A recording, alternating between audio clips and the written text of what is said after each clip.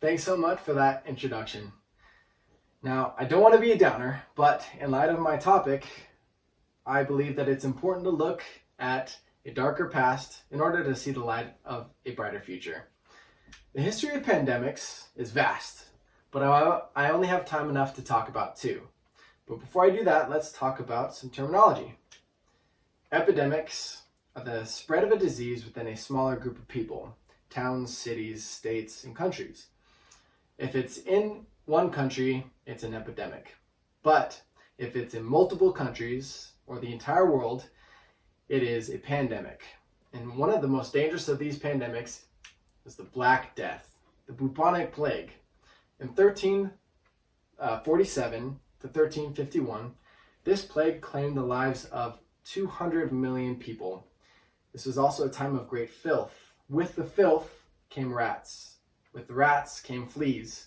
From the rats to the fleas to humans, this bacterial-based disease spread like wildfire. Some of the symptoms of this disease was fatigue, fever, the bleeding of the nose and mouth and underneath the skin, stomach pains, vomiting, diarrhea, and one of the most identifiable of these, the dying and blackening of fingers, toes, and noses. This is such a scary disease, but let's remember that this is a time of great filth, a lot of uncleanliness, not a lot of importance on personal hygiene. And the knowledge of medicine is primitive. They didn't even know how the diseases were spread. They only knew that it was important to stay away from those who were already infected. But let's talk about a pandemic that was a lot closer to our medical advances in our situation today, such as the Spanish flu. In 1918, there was a world war, and the Spanish flu also originated in Europe. All these soldiers went to Europe and came back home. With that came the Spanish flu.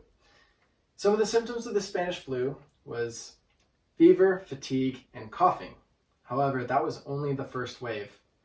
Although this was a pandemic and many were advised to stay indoors, events were canceled, and there were lots of emphasis on staying away from people, not a lot of people took it very seriously, and not a lot of people died. Only those who were already old or had previously existing conditions perished. But wave 2 came with an added bang. Not only did they have fever, fatigue, and coughing, but their skin turned blue and their lungs filled up with liquid. And ultimately, those who had that disease suffocated to death. This is such a detrimental disease on our society, but we could have prevented that. We could have had a lot more of a emphasis on quarantining and staying away from other people. Now, what are some of the applications that we can learn from this? The past versus the present. What we look at in the medieval times, in the Dark Ages, there were a lot of ignorance and lack of knowledge in terms of medicine and hygiene.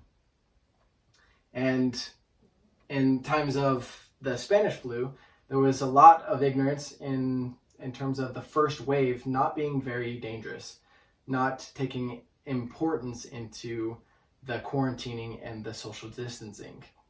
If that were to happen to us, would we fall into that first wave ignorance, not being prepared for the second wave?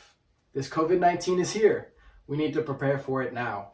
We need to have importance of this dangerous pandemic ingrained in our genes right now. Now, Kelsey is going to talk about COVID-19 and what it is and how to better prevent it in our lives.